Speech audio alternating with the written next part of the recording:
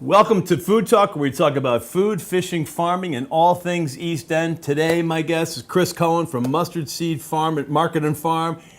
And Cafe. Bridget LeRoy from Chaga. Well, from everything. From everything, but Chaga today. And boy, this is a day where I need some Chaga. But Chris has bought some coffee, which is cooling, and we don't want it to cool too much, so I'm going to get right to this coffee. I welcome you both to Food Talk. Thank you. And Bridget, you're going to... I'm going to have a little... All right. My third That's enough. Give me more. Give me Yeah, more. all right. Hold on. We got to watch it. Stop hogging the coffee, Steve. Yeah, well, the thing about Bridget is she falls asleep and she drinks coffee. I do. Well, if I drink a lot, I'll Right. just fall asleep. All right. So, That'd be amusing. Bridget, I've known you forever, and so besides your rich history, Oh, then I say you're rich. as Boom. besides your richness, Tell me so I besides can your call them up. rich history Yes. of the lineage of your father being a restaurateur, but you were a founder of the Independent. Yeah, and I'm back there. Which was We'll awesome. get to that. It's good for the Independent. It's You wonderful. owned a B&B and a restaurant in New London, New Hampshire. New Hampshire. It was B&B. It was 24 rooms and a 140-seat restaurant. It was 18,000 square We'll call that a hotel. Yeah. We'll call it an inn. Yes. Yes. And Chaga Island Yes. is really the main reason you're here, and you have a really interesting product that We has do. a lot of great properties that I tasted before the show. I really liked it. Yeah. I'm excited about this product. Tell us a little bit about Chaga. Okay, well, Chaga Island. it's actually really interesting because we're working we're at the Shelter Island Farmers Market on Saturday mornings, and we're at Port Jeff Farmers Market on Sunday mornings, and that goes through like November. And so nobody really knows what Chaga is, so I get to do this spiel like 50 times a day because people come and they say, oh, what is it? And it's actually a mushroom / fungus that we make into a kind of a medicinal drink. But you know, as soon as you say mushroom, people say, you know, oh, so do I put it in my stew? No. So actually, and people go, oh, so do I boil it? And the big thing with Chaga is you never boil it because it loses all the efficacy, it loses the good qualities. Because, oh, do you grind it into a powder? No, you can do that, but then it has oxalates. There's all these things that we've discovered about it. So our new shirts say never boil it. That says Chaga Island, never boil it. But what it does do is it has 3,000 times the antioxidants of goji berries. There are studies, you know, all over the internet, none that have been done in the States yet, although Memorial Sloan Kettering is starting to do testing on Chaga, but it just has been shown time and time again to help with diabetics, help with skin disorders. We have a guy who has migraines and came to us and said, does it help with migraines? We went, we don't know. And he's been drinking it for 3 weeks. He has not had a migraine in 3 weeks. And your son had mono. Oh, and yeah. Drank it. Well, that's how it started. Had it for 4 days and was gone. Yeah, well, it was the night of the Tonys. He came to me and he was like, Mom, should I have 5 Adam's apples like this? And I was like, oh my God, let me get you to the hospital right away. And we went, and I know it was the night of the Tonys because Neil Patrick Harris was up there. We don't have TV, so we were thrilled to be watching the Tonys together. And he had mono. They did like the finger prick test. Next morning, Monday morning, I brought him in to the doctor, and they gave him the real blood test to double check, and he definitely had mono. And I called an old friend of mine, Debbie Falborn, who was the nurse at Dr. Gale's office in East Hampton for 1,000,000 years. If anybody knew about mono, and I know she also has a holistic side, and I said, Debbie, do you know anything? And she gave me, that's the Chaga mushroom over there. Do you want to pass me? I can show it? Of course. Thanks. And she gave me 2 tiny little chunks. 2 little chunks of this. It's like a piece of wood. This isn't like your traditional, it's not like a little toadstool. It grows on the side of white birch trees, as you know. But anyway, she gave me 2 little chunks. She said, make this into a tea. And I was like, oh yeah, like a tea is really going to cure mono. And he drank it, you're right, from Monday until Friday. He felt all better. I brought him back to the doctor on Friday afternoon. They did the blood test, and they said, it's gone from his body. What did you do? So this comes from which we discussed right before the show. My favorite tree in the whole Mine world too. is the white birch tree. And Tell us why, Stephen. Well, because they're my family's from northern New Hampshire, from Berlin, Right. and in Berlin, the landscape is just dotted with white birches. Right. And you're sourcing these from, I believe, Quebec and New Brunswick, New way, Brunswick. way up north. Well, our New Brunswick, we have two different foragers. They don't know each other, but you have to be really careful about where you get your chaga from right now. In general, there's lots of places on eBay, on Etsy, and everything that you can buy chaga, but it has to be sourced off white birches. It grows very high up. It has to be sourced off live birch trees. And people are, it's becoming more popular. People are just, white birch are kind of thin. They're chopping it down rather than climb up or Right. get a ladder. Right. Can't do So that. so we really want people who are ethically sourcing, and we know that our two guys do that. So it's So, that it's dried properly, because Right. that's the other thing. Our listeners and our viewers might want to give this a try because, look, 5 years ago, people were like, kombucha, I don't know. Now kombucha's flying off the Right. shelf. This, and people drink kombucha allegedly to help their gut, right? Right, And help. right.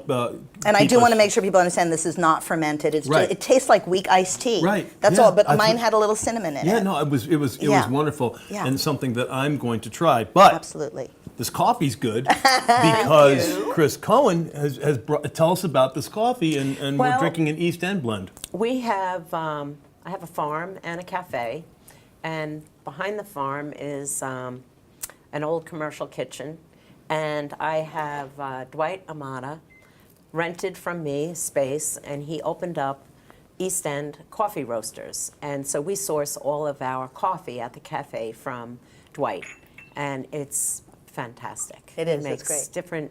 different brews. This happens to be the East End blend, and it's mild, smooth, and just delicious. Yeah.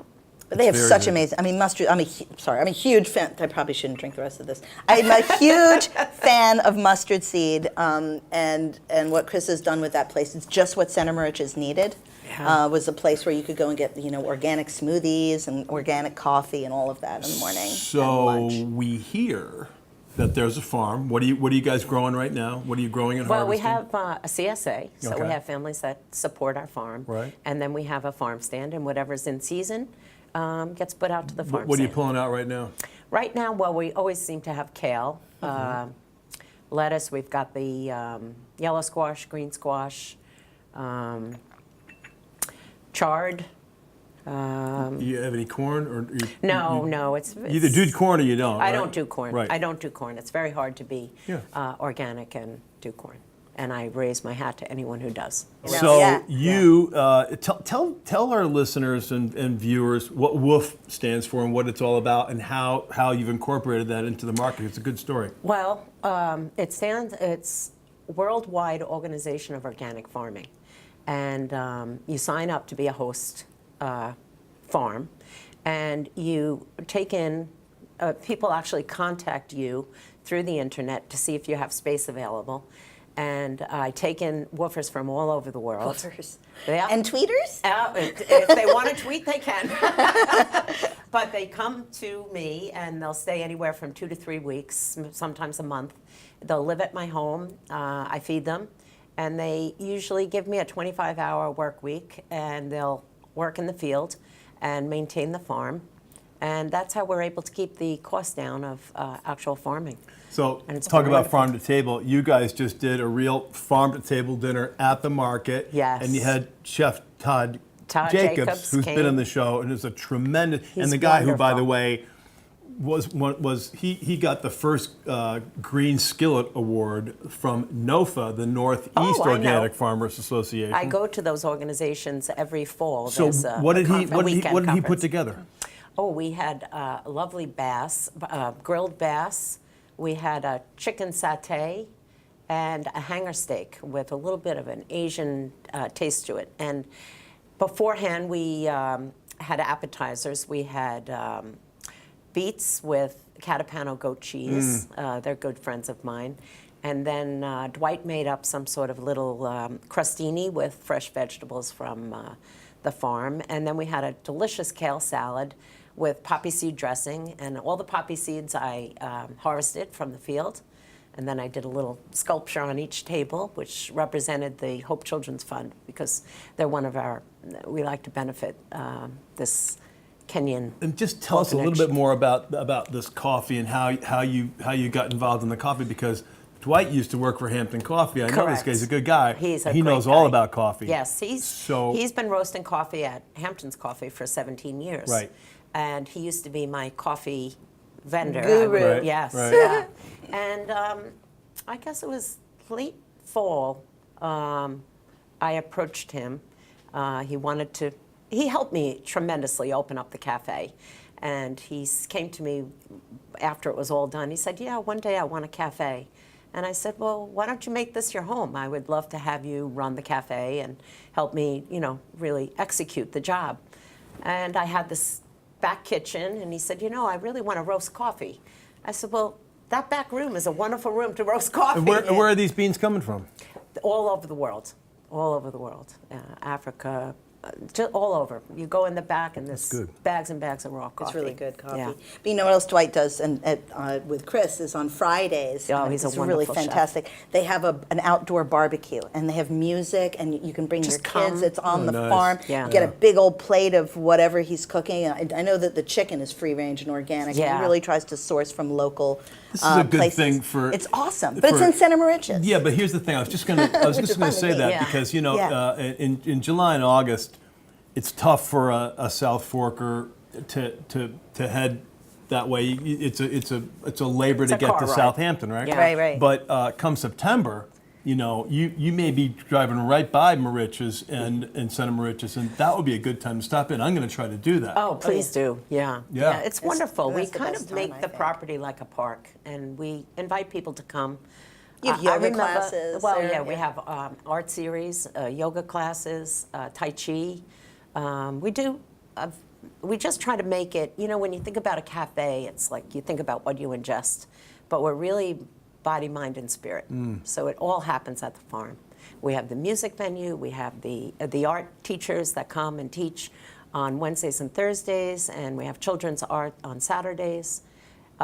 We just try to make it all well-rounded experience. Well, I look forward to getting there. So the thing about you is that you don't mind having different incarnations of who you are, because Seriously. and because you like to grab life by the horns and live it. Okay, let's say horns. So We'll go with horns. So, but I want you to tell us about your dad, Warner. And we want to talk How about much time do Chaga. we have? Right, but just to educate our listeners and viewers, Warner LeRoy, Russian Tea Room, Tavern on the Green. Tavern on the Green, Maxwell's Plum. Maxwell's Plum, and you grew Great up. Adventure. You grew up Great Adventure. So you grew up under this genius, if you will, or this hospitality maven, hospitality Yes. generator. What was that like? It was wonderful. I mean, my father was a crazed. Well, my parents divorced when I was very young, so I got to visit. I mean, my dad and I were always super duper close, but I didn't live there, so to speak. I lived with my mom and my stepdad, Tony Walton, who's, an Oscar-winning designer and everything. So that's a whole other story. So I had this kind of amazing back and forth life. But my dad was amazing. I mean, my dad. Just growing up, I went to a school on the Upper East Side, and when he just had Maxwell's when I was a kid, sometimes the door would burst open and these tuxedoed waiters, was like the scene out of Hello, Dolly, would come in with these silver platters filled with like the foot-long hot dogs that they used to serve there, and he'd bring it to my classroom, and I mean, part of me was just, absolutely mortified and thrilled at the same time. Right. So that was amazing, and then the opening night of Tavern on the Green was in 1977. It was one of the most, so I was 14. It was one of the most amazing nights where every course had an ice sculpture and a Dixieland jazz band come around and walk around the entire restaurant to present it, and with roast suckling pigs. And so, I mean, my life was just insane, in a credible way. Might I add, Tavern on the Green and the Russian Tea Room could really use Warner again right now. I mean, he made them what they are. Yeah. But boy, they could. Anybody could benefit from his showmanship, and I think those two restaurants are missing him right now. Yeah. Tell when you opened this in New London, you did you always had a very generous spirit.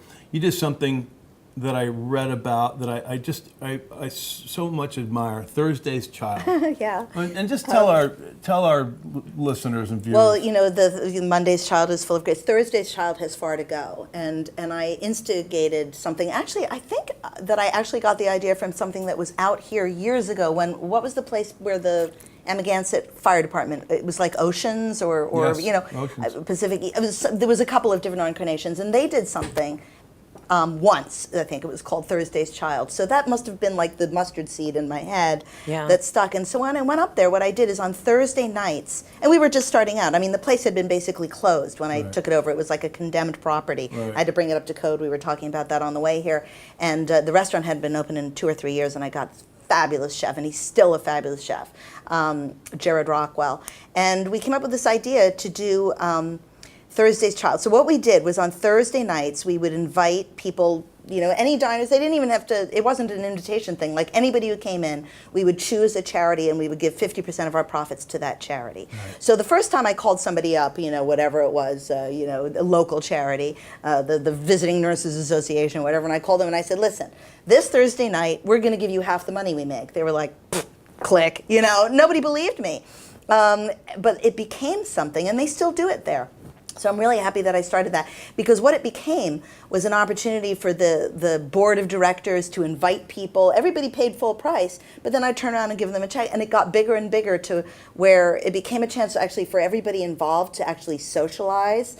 And there were plenty of people there who were like, oh, what's going on here? Because they just came in for dinner, and we give away 50% of what, you know, of that profit as well. So we ended up giving away you know, about I'd say between $70,000 and $100,000 a year to charity. That's pretty awesome. And I'm so grateful that I was able to do that, and that it's still running. That's really that's a important great to legacy. me. Yeah. So Chaga Island, how long have you been? November. We started in November, and I'm Okay. actually, this is not how the Chaga comes. We're actually in the middle of rebranding. We sold out, and it's actually carried at Balsam Farms and Eco Farms out here, which is really nice. That's good to know. But this is not how it appears. It comes in a glass bottle, but we're reformulating and rebranding it. It's been because you have to stabilize something since it's never boiled. It's raw, but it's professionally bottled. I don't bottle it. It's at an actual factory. Lindenhurst, I think, right? Yes, exactly. So how long will this last? Well, that's what I was going to say, is that we did our first run, and it was stabilized with organic apple cider vinegar. Right. And we found that, and this is just being completely honest, the longer you go with apple cider vinegar, the more vinegary it tastes. So that is not a good stabilizer. So we're moving on to rose hips. Oh, and I'm nice. actually going for a tasting tomorrow, but we're also doing one that's brewed like this with organic cinnamon sticks. And we were also getting our gluten-free designation, our organic designation, and we've redone the bottle. It's the bottle right now, if I can just show you, the bottle right now looks like that. We also have the chunks for people to brew their own, because that's more cost effective. Right. But we would love to see Chaga bottles, And so- everybody having them. And so if you were to brew your own, like that's quite a chunk of Chaga. That's a chunk of forget Chaga. about Now, it. you would just cut a little bit off of You that? can't really do You that. have You to have saw to. it. Yeah, you saw it or use a machete. That one is just for show. Right. We sell it in much smaller chunks, Right, okay. so people can brew their own. And it only takes a couple of chunks to get a full crock pot, and you can even use those chunks again. All right. And it has no flavor on its own, except a little bit of vanillic acid, which occurs naturally in it. Well, So I'm it doesn't really taste like interested in mushroom. this project, and Yeah. I know. Just tell us some of the anecdotes that you're hearing from people, besides your son being in his remarkable recovery. I mean, everything. I mean, we know people who have been diabetic their entire lives who are off insulin. I'm not kidding. I mean, I feel really weird saying it, because I'm not saying, you know, drink this and you won't need your insulin. That is not what I'm saying. But we know that people who are, you know, being very careful in taking their blood sugar levels every, you know, hour or whatever, have been able to completely reduce, and in some cases get off their insulin completely. People with migraines no longer have migraines. People with eczema or lifelong psoriasis and other fungal infections that we won't go into here have But had it clear out of just their for bodies. its antioxidant properties alone, yeah. because we know that antioxidants are so important for our body, because they're going to eat up those free radicals Yes. that can cause cancer. How much would you drink? We say like 24 ounces a day. Okay. Because you also still should drink your water, Of course. and drink a pH, Okay. you know, a pH, because That was easy. we're Does it gonna say- switch gears. Okay. We're gonna play a little game called Food Lovers Companion Roulette. Okay. So I've come up with a word, and I'm gonna try and stump you two mavens. I don't The think that- word of the day is rumaki. Rumaki? Rumaki. R-U-M-A-K-I. Come on, Chris. Come on, don't let me down, babe. Oh boy. Come on, girl. Where's my phone when I need it? Rumaki? Yeah, there's no cheating. It's a seaweed. No. That's hajiki. Okay, it's an hors d'oeuvre of tiki origin, culture origin, popularly served at Trader Vic's and other Polynesian restaurants in the 50s and the 60s. Oh, it's my favorite. Its ingredients are a preparation, but it's usually water chestnuts and pieces of chicken liver wrapped in bacon. Well, that's why I Well, that wouldn't sounds- know. Marinated, that sounds good. marinated in soy, Fuck. either in ginger or brown sugar. Rumaki, everybody. Wow. No. So- Ask me something a kid would know. May I have your attention, please? Now, Okay, so go ahead. Another feature we do on this show. And we got good food here too. I see those scones. But Yes. 5 people that you would invite to dinner in the history of the world.